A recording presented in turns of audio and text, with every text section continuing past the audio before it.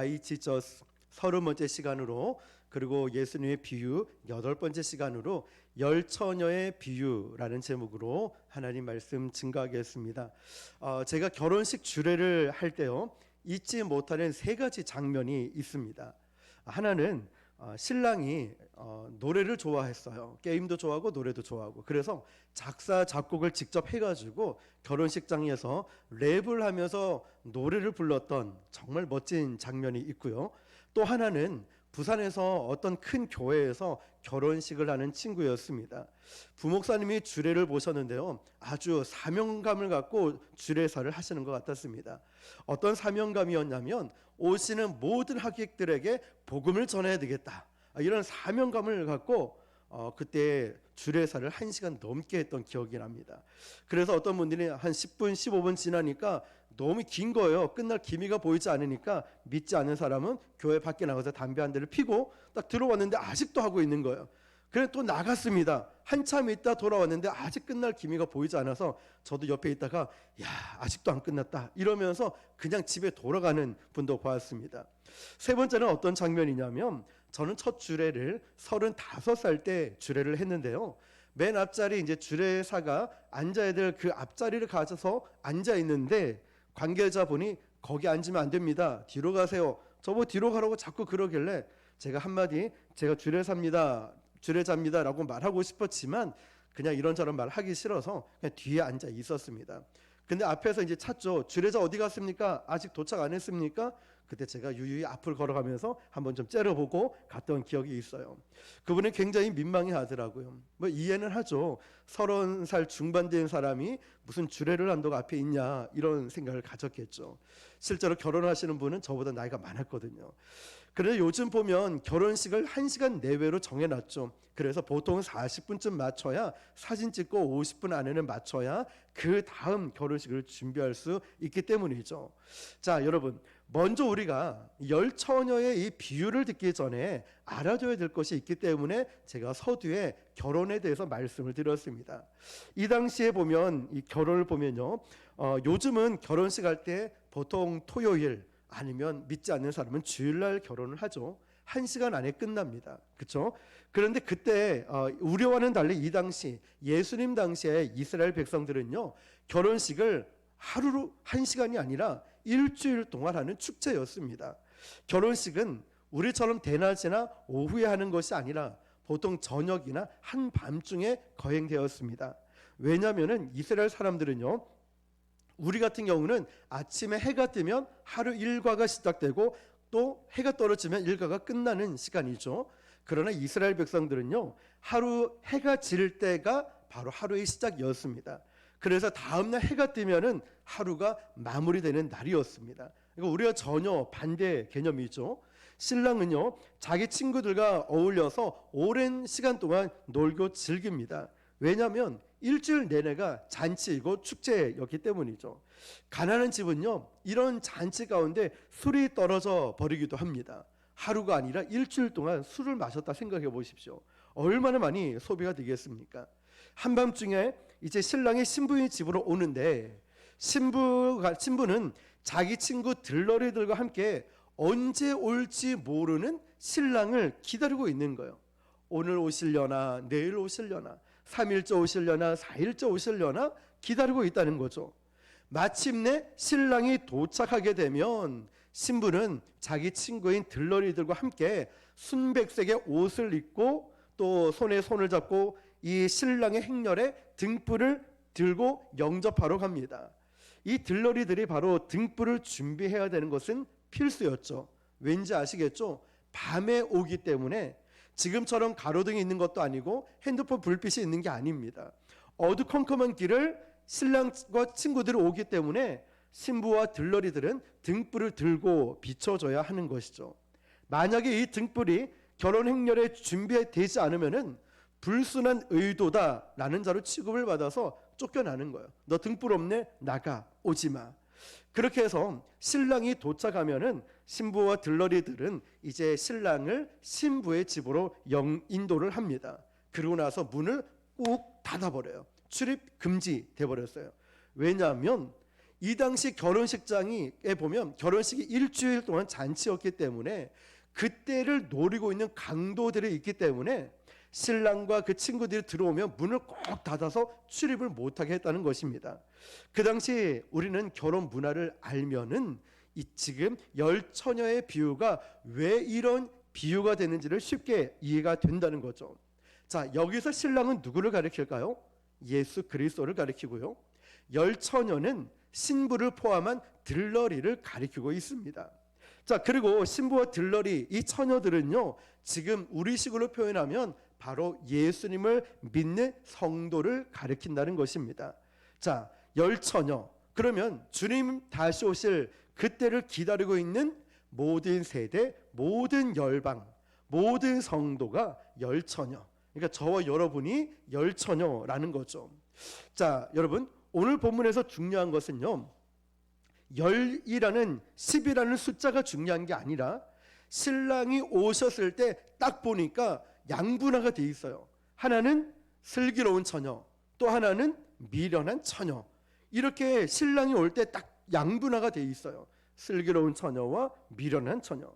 자, 슬기로운 5 처녀를 보니까요, 진실로 진짜 신앙을 가진 자들이 슬기로운 처녀였고요. 미련한 5 처녀는 껍데기는 있지만 알맹이가 없는 가짜 신앙을 가진 자를 말해요. 미련하다는 것은요, 별 생각 없이 없는 상태를 말하고 있고, 슬기롭다는 것은 준비가 되어 있다는 뜻입니다. 진짜와 가짜가 여기는 섞여 있죠. 그런데 언제 진짜와 가짜가 드러나냐면 예수님이 다시 오실 때 확연하게 드러납니다. 자, 5절을 보니까요, 신랑이 더디 옴으로 다 졸며 잘세라고 되어 있죠. 슬기로운 처녀도 미련한 처녀도 다 졸고 잠을 잤습니다. 그러므로 우리는 이 말씀을 보면서 잠을 잔 거는 문제가 되지 않아요.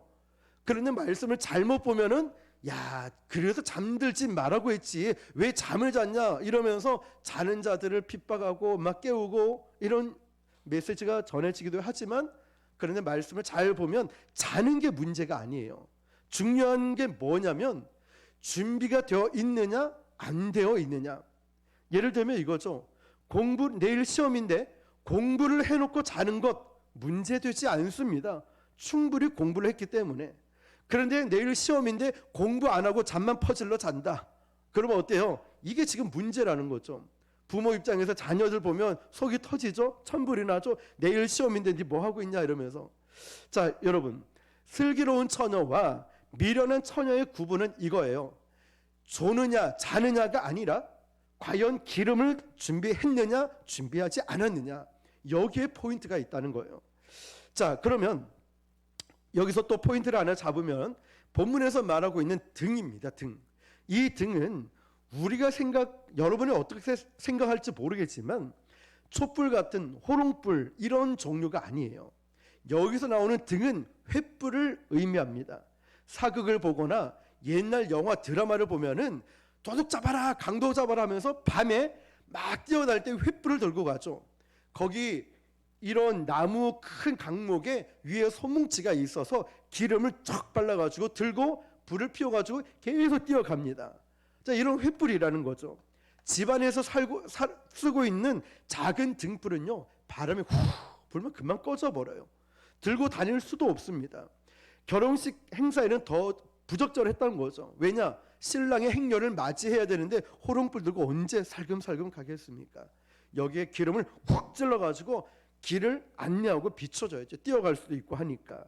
자, 이런 것처럼 신랑 행렬이 지나갈 때 높이 이 횃불을 들고 길을 비추었다는 것입니다. 불꽃이 활활 타오르면은, 그러다 보니까 기름이 어떻게 될까요? 우리도 집에 보일러를 하루 종일 틀어놓으면 기름이 금방 닳죠. 다 금방 없어지죠. 마찬가지로 활활 타오르는 이 기름 묻어있는 손뭉치가 금방 고갈이 돼서 불이 꺼져 버리는 거예요. 그러면 계속해서 이 횃불이 타오르게 하기 위해서는 계속 기름을 묻히고 들고 있다가 묻히고 들고 있다 해야 되겠죠. 보통 보니까 손뭉치에 기름을 묻혀서 횃불을 들고 있는 시간이 15분에서 20분 정도 된다고 합니다. 예를 들면 15분 동안 활발 타올랐다 칩시다. 그러면 이 횃불에게는 계속해서 기름을 공급해 주는 것이 필수였다는 것이죠. 자, 2번을 보면 두 번째, 등과 기름이 상징하는 게 뭘까요? 3절을 보니까 미련한 자들은 등을 가지되, 횃불을 말하죠. 뭘 가지지 않았다고 돼 있죠? 기름을 가지지 않았대요. 등은 겉모습이라고 할 수 있고 기름은 알맹이라고 할 수 있어요. 자, 성도로서 신앙은 겉모습은 있어요. 겉모습은. 그런데 내용이 없다는 거예요. 요즘 과대 포장이라고 하죠. 과자를 살면은 빵빵하게 에어를 채워놔가지고 공기가 있어서 빵빵하게 해놔요. 왜냐하면 그 안에 내용물을 보호하기 위해서 했답니다. 그런데 그 공기가 다 빠지고 바람이 빠지고 나니까 음식 그 과자는 3분의 1밖에 안 돼요. 어떤 음식도 그렇고 치약 같은 경우도 대표적으로 케이스는 큰데 3분의 2 정도 사이즈만 딱 돼 있고 과대 포장이라고 하죠. 선물 포장지는 그럴듯한데 뜯어보니까 형편없다는 거죠. 경건의 모양은 있으나 경건의 능력이 없는 껍데기 신앙을 말하고 있는 거예요. 자, 그러면 이 껍데기 신앙의 겉모습이 뭐냐면 첫 번째로 이거예요. 일단 눈에 보이는 종교 행위를 말하는 게 겉모습인 거예요. 종교 행위 이런 거죠. 주일에 예배 잘 드려요. 출석합니다. 헌금도 잘하고요. 찬양도 곧잘 따라 부릅니다. 밥 먹기 전에 기도도 하고요. 그리고 교회 봉사도 기본적인 건 다 하고 있습니다. 그러니까 사람들도 그러고 내가 보기에도 나는 좋은 크리스천이야 라고 생각을 합니다. 뭐 예배 참석 잘하고 교회 봉사 잘하고 헌금 잘하고. 자, 이게 나쁘다는 게 아니라 너무나 기본적이고 귀한 일입니다. 근데 신앙은 그게 전체가 아니라는 걸 아셔야 돼요. 두 번째, 신앙의 겉모습은 직분을 말하고 있죠. 집사, 직분, 장로, 권사, 전도사, 교사, 목사, 직분 다 귀합니다. 그런데 이 직분이 영적인 실력을 말해주는 게 아니라는 거예요. 아시죠, 여러분? 목사님이라고 다 똑같은 목사가 아니라는 거 아시잖아요. 사꾼 목자가 있다는 걸 성경에서도 경계하라 했고요. 또 이단 사이비 교회 똑같은 교회가 아니죠. 자, 여러분, 제3자들이 장로님이야 저분 그러면 야 역시 이분은 목사님이야 야 역시 대단한 영적 실력자라고 기대를 하지만 사실은 그게 아닐 때가 있다는 거죠. 직분이 중요하지 않다는 게 아니라 거기에 맞는 영적인 실력이 있느냐 없느냐 이게 문제라는 거예요. 그래서 목사는 성도를 잘 만나야 되고 성도도 목사를 잘 만나야 된다는 것, 이것이 귀하다는 거죠. 예를 들면 이거예요. 국가대표 유니폼 우리 누구나 다 입을 수 있습니다. 그 유니폼에 걸맞는 국가대표의 실력을 보여준다는 것, 이거는 완전히 딴 문제라는 거죠. 지금 문동주 선수가 투수가 야구 공을 던졌는데 160.2km, 우리나라 최고 구속이 나오니까 이제는 그 야구 경기 앞서서 다 그 사람 옷을 입고 멋있어요 멋져요 나랑 결혼해줘요 이러면서 막 입고 다녀요. 최고 구속을 냈거든요. 그렇다고 옷을 입었다고 자기가 160km를 공을 던질 수 있습니까? 별개라는 것이죠. 별개예요. 그러니까 내용이 있는 사람에게 직분이 주어져야 하는데 직분이 있다고 해서 내용이 있을 거라고 착각해서는 안 된다고 말씀하고 있는 거예요. 특히 저도 그렇고 우리도 목사라고 해서 다 잘나고 잘생기고 멋지고 뭐 잘하고 능력 있고 이게 아닌 경우가 많이 있죠. 그런데 그런 낮고 겸손한 자를 통하여서 하나님은 일을 하시겠죠. 우리는 겉모습과 실력이 같다라고 착각해서는 안 된다는 거예요. 이걸 말해주는 거예요. 세 번째, 신앙의 겉모습은 뭐냐면 성경 지식, 신학적인 지식을 말하고 있습니다. 예수님 당시에 바리새인들과 서기관들은 대단했습니다. 어릴 때부터 토라, 율법을요, 또 구약 성경을 통해서 토시 하나 안 틀리고 다 꿰차고 있었습니다. 거의 다 구약 성경을 외우고 있었죠. 그러니까 우리도 주변에 성경을 많이 읽는 분, 몇 장 몇 절 말만 하면 꺼내고 암기하시는 분들 보면 얼마나 대단하지 않습니까? 그런데 여기에 바리새인과 서기관들은요, 그렇게 말씀을 공부하고 연구하고 외우고 있음에도 불구하고 예수님을 하나님의 아들로 알아보지를 못했어요. 뿐만 아니라 예수님의 설교를 듣고도 이해하지를 못했어요. 뿐만 아니라 그 말씀을 읽고 들으면서도 영적인 의미를 캐치하지 못했다는 거예요. 오히려 예수님을 핍박하고 나중에는 십자가를 못 박는 대로 몰아가지 않습니까? 그러면 그들의 그 많은 성경 지식, 신학적인 지식은 어떤 의미가 있을까요? 오늘도 보면 나는 사랑의 교회 가서 제자 훈련을 받고 왔어요. 나는 외국 유학 갔다 왔어요. 그런 분들 들어보면 정말 대단한 것 같아요. 야, 유학판에 외국에서 공부를 그렇게 많이 했네. 야, 외국 물 맛이 뭐 어떻습니까? 이렇게 하면서 신앙의 겉모습은 굉장히 멋지죠. 근데 그게 영적인 실력이 있다고 볼 수는 없다는 사실이죠. 얼마 전에 제가 말씀을 계속 준비를 하면서 어떤 영상을 하나 봤습니다. 분당 우리 교회 이찬수 목사님 설교였습니다. 그 짤막한 설교에 뭐라고 하냐면, 나는 부교역자를 청빙을 할 때 스펙을 보지 않습니다. 어느 학교 나왔는지 유학 갔다 왔는지 나는 그거 절대 안 봅니다. 나는 뭐를 보냐면 그 사람의 과거, 현재의 삶을 봅니다. 그래서 우리 부교역자한테 그 사람이 페이스북, SNS를 어떻게 하는지, 삶은 어떻게 살았는지, 그 섬기고 있는 교회에서 어떻게 사역했는지 그걸 조사하고 알아보라고 철저하게 준비하라고 합니다. 왜냐? 아무리 공부 많이 했다고 이 사람이 실력 있고 능력 있는 게 아닌 거 알기 때문에. 진짜 중요한 것은 바로 말씀대로 살아내는 능력이기 때문에 이찬수 목사님 그러더라고요. 그 실력을 보는 게 아니라 삶을 먼저 보기 위해서 철저하게 검증을 한다라고 말합니다. 여러분, 정말 저도 그 부분에 와닿고, 저도 전도를 하면 할수록 정말 그게 느껴요. 우리가 교회에서는 거룩한 척, 믿음 있는 척 할 수 있는데요, 정말 밖에 나가서 복음을 전하고 또 이웃들과 좋은 관계를 형성해 나가면서 저는 여기가 천국 같고 이게 복음이다 라는 생각이 들어요. 불교 신자, 믿지 않는 사람들의 교회를 칭찬하고요, 우리 교회 성도들을 칭찬하고, 그런 모습을 보면 제가 얼마나 행복한지 몰라요. 정말 그런 모습들이 우리 교회에 전도하는 걸 통하여서 이루어지는 것, 모두가 다 그런 건 아니겠지만 남산중학교 전도 갔을 때도 북옥 순복음교회 주는 건 먹어도 괜찮다, 여기는 한 번도 그런 적 없으니까 먹으라고, 이런 말 한마디를 하더라도요. 그리고 불신자인 분들이 야, 북옥 순복음교회는 다른 것 같아, 거기는 참 사람들이 참 좋은 것 같아. 지난주 얘기했죠. 거기는 직원들이 참 좋은 사람만 있는 것 같아. 직원이라 하죠. 자, 그래, 직원이 참 좋습니다. 이렇게 얘기를 합니다. 좀 이렇게 장사 잘 됩니까? 아우, 장사가 너무 미어 터집니다. 우리는 이렇게 얘기하죠. 그만큼 그분들이 인정을 해요. 거기는 잘 될 수밖에 없다. 잘 될 거라고. 이 교회는 다른 것 같아. 거기 있는 성도들은 다른 것 같아. 그 불신자들, 믿지 않는 사람들이 인정해 줄 때 우리가 이게 그리스도의 향기를 날리는 것 아니겠습니까? 삶으로 드러낸다는 것. 여러분, 정말 나의 삶에서 예수님의 향기가 이렇게 나고 있습니까?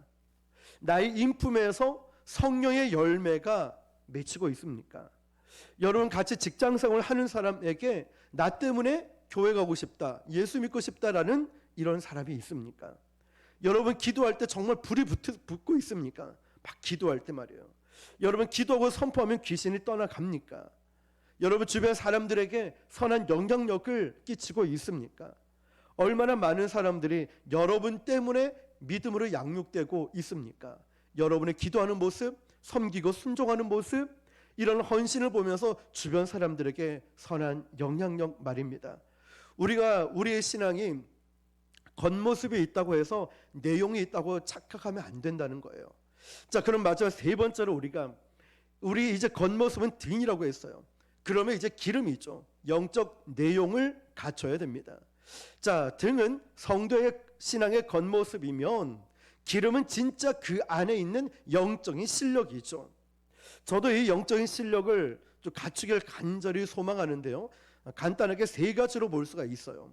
첫째는, 영적인 실력은 예수 그리스도의 십자가 복음을 제대로 깨닫고 믿고 있는가, 나를 구원하신 그 은혜에 감격을 하고 있는가라는 뜻이에요.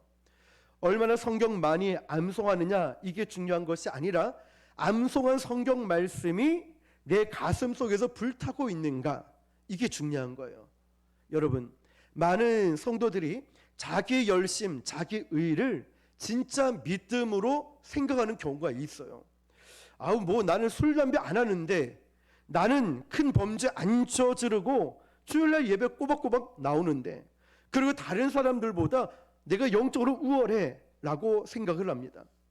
이런 식으로 10년, 20년 교회 다닌 분들 중에 의외로 복음의 기본을 모르시는 분들이 있다는 것이죠. 제가 이전에 섬기는 교회에서 전도 훈련을 할 때요, 어떤 안수 집사님에게 이제 복음 제시를 암기하고 테스트를 하고 확인을 해볼 때 제가 물어봤습니다. 안수 집사님, 지금 죽어도 천국 갈 확신이 있습니까? 구원의 확신이 있으시죠? 당연하게 물어봤죠. 그런데 글쎄요, 저는 죄송해서 천국 못 갈 것 같아요, 이러는 거예요. 제가 깜짝 놀랐어요.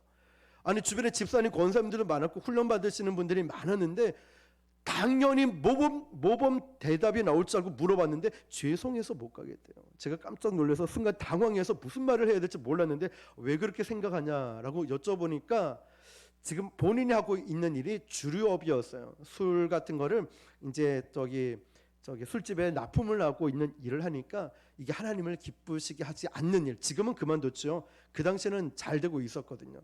그래서 한 번 더 말씀드렸죠.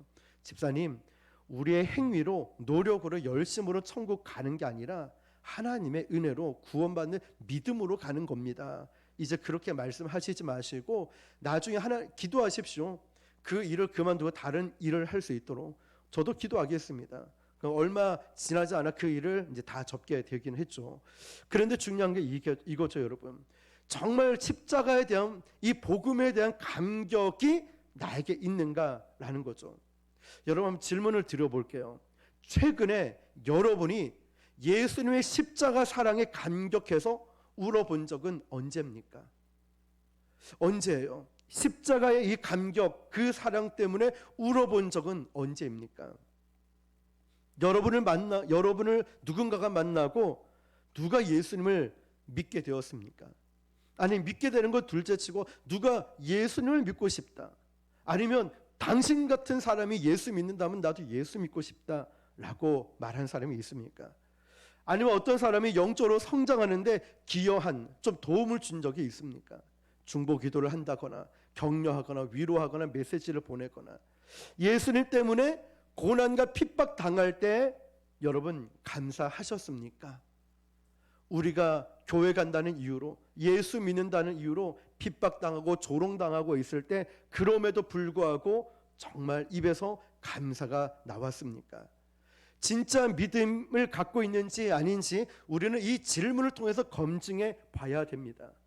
내가 어느 교회에서 어떤 제자 훈련을 받고, 내가 성경 지식을 많이 알고, 내가 몇십 년 동안 교회를 다니고, 내가 집사다, 장로다, 목사다, 이게 중요한 게 아니라는 거죠.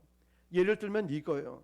내가 태권도 9단이고 합기도 3단이고 유도 4단이고 아무리 자랑해봤자 무슨 소용이 있습니까? 동네 지나가는 애한테 얻어 터지면 실력이 없는 건데, 아무리 유단자 자랑하면 뭐합니까? 저는 검은 띠를 거의 한 7, 8개월을 흰 띠를 메고 다녔습니다. 왜냐하면 심사를 봐야 되는데 저는 교회 와야 되니까 심사를 못 본 거죠. 그런데 이제 검은 띠를 일단 초단을 따려고 할 때 이제 황보인 집사님의 배려로 이렇게 초단을 딸 수가 있었습니다. 코로나 때문에 본원에 안 가고 이제 직접 관장님이 그 체육관에서 따게 해줬거든요. 그렇게 그때만, 지금은 이제 바뀌었거든요. 초단을 따고 검은 띠를 딱 메고 있었습니다. 그때 몸도 뭐 이제 운동도 이렇게 잘 되고 많이 나름 배웠죠. 근데 일주일에 한 번 가니까 뭐 실력이 늘겠습니까? 다 까먹어 버리는데 힘만 남죠.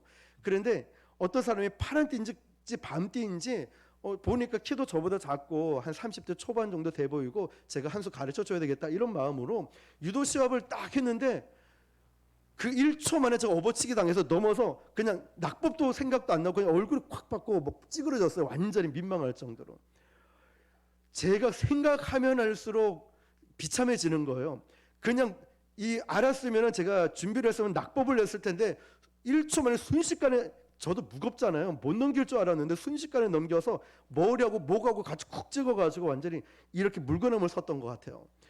그런 민망함 때문에 제가 유도를 그때부터 하기 싫더라고요. 막 가기도 싫고 어디다 말하기도 민망하고. 나름 검은 띠라고 막 이렇게 막 잡고 있었는데 이 파란 띠 검은 밤띠에게 한 방에 넘어갔으니 말이에요.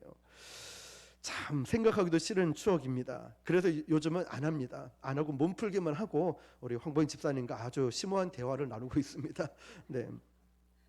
자, 여러분 마찬가지로 중요한 게 이거죠. 제가 검은 띠면 뭐 합니까? 실력이 없는데 검은 띠면 뭐해요? 기술을 쓸 줄도 모르는데 업어치기도 제대로 못해가지고 엉거주춤 이러고 있는데 말이에요.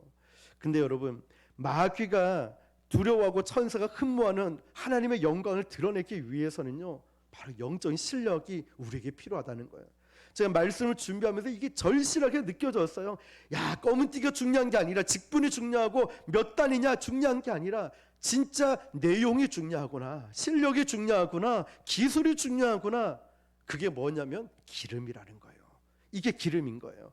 자, 두 번째 같은 맥락에서 이 기름은요, 영적 실력은 성령의 감동입니다.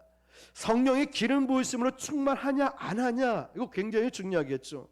많은 교회들이 또 영적 지도자들이 있지만 전시장에 있는 모델하우스의 전시장에 있는 비행기와 같아요.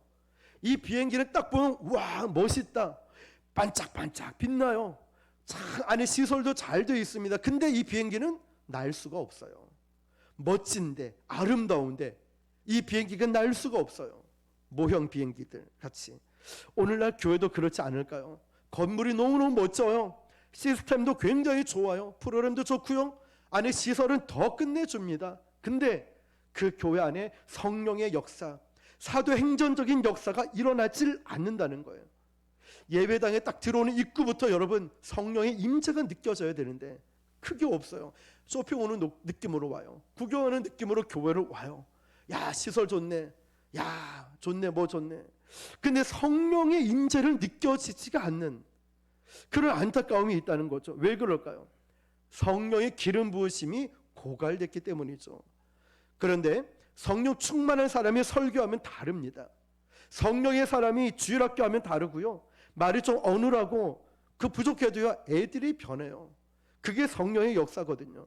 모든 전도, 선교, 사역들은요, 성령의 기름 부으심 없이는 절대로 불가능해요. 그러면 성령의 기름 부으심을 어떻게 받을 수 있을까요? 내가 막 쟁취한다고요? 내가 노력한다고? 아닌 거 아시죠? 하나님이 부어주시는 것입니다.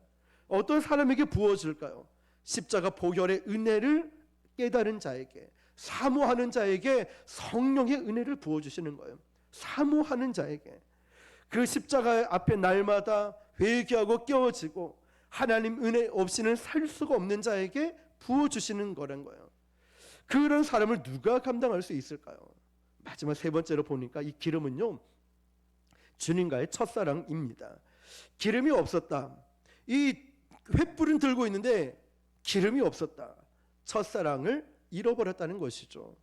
그 당시 등이 횃불이라고 했죠. 이 기름은 15분마다 계속 공급을 해줘야 돼요. 기름 뭉치, 손뭉치를 기름에 확 담아서 또 들고 있어야 됩니다. 미려는 자들이 기름이 없었다라고 되어 있죠. 엄밀히 말해서 기름이 있었어요. 근데 떨어졌다는 거예요. 무슨 말일까요? 첫사랑을 잃어버렸다는 거죠. 미련한 처녀들도요, 처음에는 기름이 있었습니다. 처음에는 예수는 잘 믿었습니다. 그런데 세월이 지나면서 이 믿음이 차갑게 식어져 버렸어요. 요한계시록에 보면은 소아시아 7교회가 나오는데 그중 첫 번째 교회가 에베소 교회이죠. 처음으로 주님 앞에 질책을 받았습니다. 왜 그러냐면 소아시아를 대표하는 에베소 교회는요, 정말 형님 교회답게 대단했습니다. 사도 바울이 그 유명한 두란노 서원에서 2년 넘게 제자 훈련을 했고 거기서 훈련받은 제자들이 소아시아 지역으로 퍼져나가서 교회를 세웠거든요. 소아시아 지역의 지도자 양성하는 형님 교회가 에베소 교회였습니다. 얼마나 많은 기적이 일어나고 귀신을 떠나가는 역사와 능력이 나타나는지 모릅니다. 사도 바울은 피를 쏟으면서 그 교회 장로들에게 당부했던 교회였죠. 로마의 핍박을 견뎌냈고요, 이단과의 공격에서 맞서 싸운 담대한 교회였습니다. 그런데 이런 교회도요, 10년, 20년 흐르면서 이제 믿음이, 사랑이 차갑게 식어져 버렸어요. 그래서 딱딱한 교리주의만 남았어요.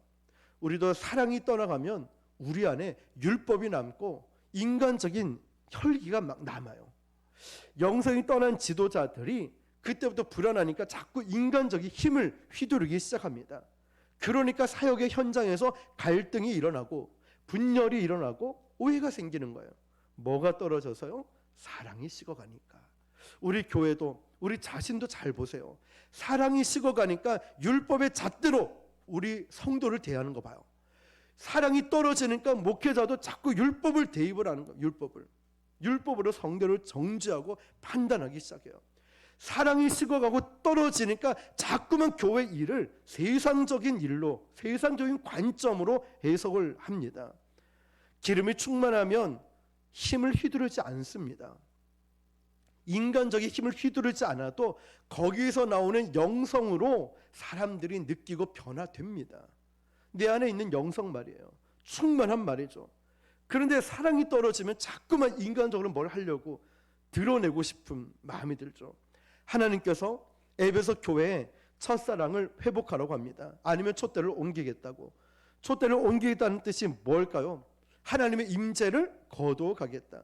영광을 거두어 가겠다는 것입니다. 그러면 끝나는 거예요. 아무리 직분이 있고요, 폼을 잡아도 하나님의 영광이 떠나버린 사람은 소망이 없어요. 기도에도 응답이 없고 예배에 감격이 없고요, 영적 파워가 사라져버려요. 에베소 교회는 그렇게 역사의 뒤안길로 접어들고 말았어요. 여러분, 종교개혁의 선구자였던 우리가 잘 알고 있는 마틴 루터, 존 칼빈, 쯔빙글리, 목회했던 교회들을 가보면 텅텅 비어있다고 합니다. 거기가 관광지가 돼 있대요. 오히려 체육관으로 변하고 오히려 나이트클럽으로 변해버렸고 탁구장으로 변해버렸답니다. 19세기 말 영국 최고의 설교자 찰스 스펄전, 설교할 때마다 5,000명, 1만 명이 운집했던 그 엄청난 교회가요, 지금은 텅텅 비어서 노인들만 몇 명 앉아있는 그런 교회가 되어버렸어요. 19세기, 18세기 불같은 부흥을 체험했던 미국 동부의 교회들은 지금 텅텅 비어서 매물로 나온 교회당이 얼마나 많은지 몰라요. 거기뿐만 그럴까요? 우리도, 저도 사이트를 보면은 교회가 매물로 나온 교회들이 제법 있습니다. 이게 남의 일만 아니라는 거죠. 한국 교회에 떨어진 불이에요. 코로나 때문에 어려워졌다라고 말하지만 코로나 때문에 드러났을 뿐이에요. 핵심적인 문제는 코로나가 아니었어요. 우리의 실체, 우리의 진짜가 드러났다는 거죠. 세계 가장 빠르게 급성장한 한국 교회가 가장 빠르게 가라앉고 있어요. 이 엄청난 비극의 현실은 우리 부흥의 시대에 취해서 영적으로 방심했기 때문에 그래요. 잘 될 거다. 우리 교회는 절대로 무너지지 않아. 바벨론 제국이 그랬죠. 우리는 절대 세계 최강이지 무너지지 않아. 나태해졌기 때문이에요. 방심했기 때문이에요. 첫사랑을 잃어버렸기 때문에 그래요.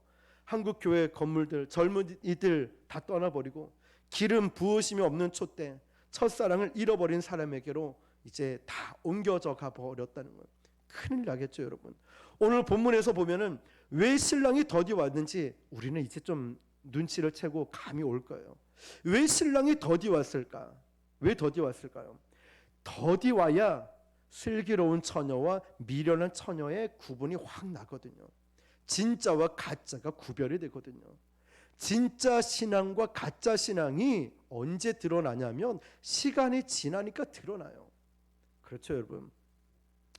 저는 여러분 진짜 영적인 실력도요, 처음 보면 다 믿음 좋죠. 다 목사님 좋고 다 우리 직분자들 다 좋죠, 처음 보면. 근데 처음에 열심히 신실하게 했던 사람도 조금 시간 지나 보면은 금방 알 수 있는 것 같아요.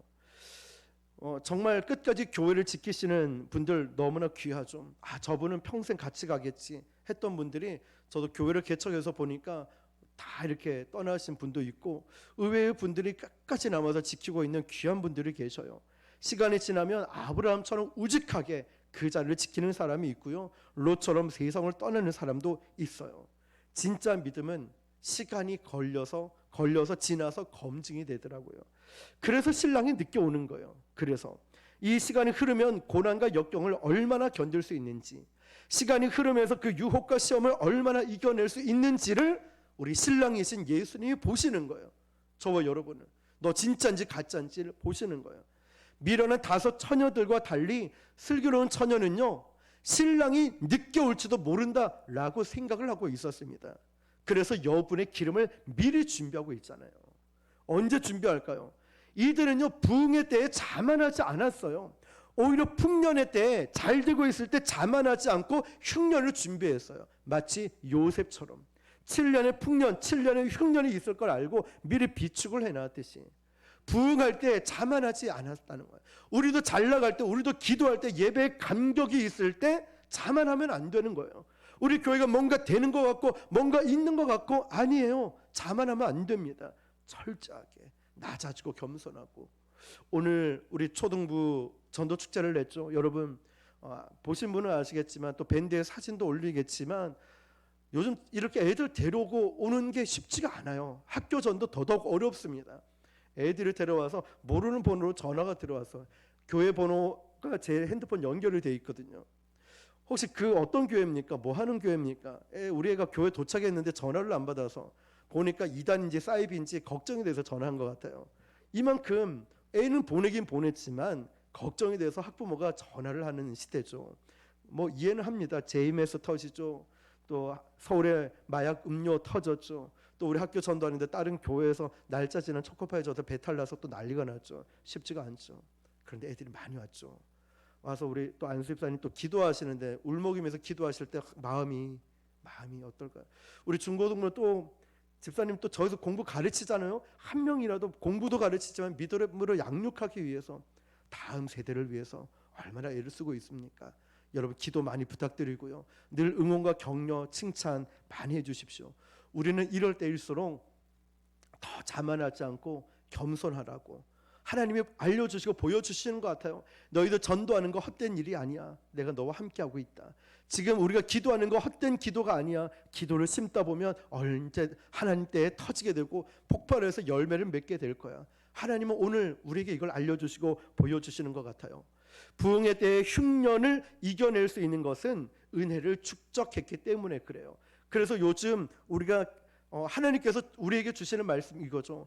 평소의 신앙이 고난을 뚫고 나간다. 평소의 기도, 평소의 경건생활, 이 믿음 생활이 나의 핍박과 어려움이 왔을 때 이걸 뚫고 이겨낼 수 있는 내 믿음을 지켜준다. 계속해서 하나님이 그 마음을 주시는 것 같아요. 평소 새벽기도, 평소의 저녁에, 평소의 말씀 묵상, 이것을 중요하다고 알려주시는 거예요. 그래서 저는요, 강해 설교를 하고 복음 설교를 주일날을 하면서 말씀의 인도함을 받는 게 얼마나 감사하고 힘이 나는지 몰라요. 오늘 이 말씀도 잘 보십시오. 영적 교만하지 말라고 알려주시는 동시에 겉모습, 그래 너희들 겉모습은 잘 돼 있다. 그러나 기름을 준비하고 있느냐, 내용이 준비되어 있고 실력이 있느냐, 하나님은 지금 우리에게 이걸 점검하라고 말씀해 주시는 거예요. 왜냐, 부흥을 줬을 때 너희들 자만하고 교만하면 너 다 끝나, 촛대로 옮겨버릴 수 있으니까 이것도 명심하라고 알려주시는 거죠. 그래서 은혜 받을 때 은혜를 축적해 놓고 있다가 흉년, 때론 어려움이 왔을 때 그 받은 은혜로 잘 이겨낼 수 있도록 말이죠. 하나님과 교제하면서 성령 충만한 상태, 생명력 있는 신앙을 유지하기 위해서는요, 우리가 은혜 받을 때 영적 내공을 착실하게 쌓아둬야 돼요. 기도가 잘 되면 기도 계속 하십시오. 전도 잘 되면 전도 열심히 하시고요. 섬기는 일, 예배 드리는 일, 이 모든 일들을 잘 감당하십시오. 언젠가 우리에게 고난이 오고 인생의 흉년이 왔을 때 이 받은 은혜, 축적된 영적인 힘이 우리 그 모든 환경을 이겨내게 만들어 주실 줄 믿습니다. 한국 교회는 실현의 시작이 되고 있죠. 영적인 실현의 시작이에요. 우리는 충만한 은혜를 축적해 놓고 이겨내야 되는 줄 믿습니다. 그래서 영적인 실력을 길러야 됩니다. 이 기름을 반드시 준비해야 되는 거예요. 기름은요, 그냥 유지되고 받는 게 아니라 기도할 때 주시는 거예요. 말씀이 앞에 뜨거워져야 돼요. 성령의 사람들끼리 믿음의 교제가 계속 있어야 돼요. 우리 주님 앞에 날마다 새로워져야 되는 줄 믿습니다. 마음으로 뜨겁게 주님을 사랑하는 영적 실력자가 되시길 바랍니다. 실력이 없으면요, 직분이 있고 교회만 오래 다녔다 그러면 안 됩니다. 주님과의 첫사랑이 다시금 회복되고 다시금 뜨거운 신앙이 회복되어 기름 등불을 날마다 준비하고 주님, 신랑 되신 주님을 기다리시는 저와 여러분 되시기를 주님의 이름으로 축원합니다. 기도하겠습니다. 오늘 주신 말씀을 우리 함께 붙들고 기도할 때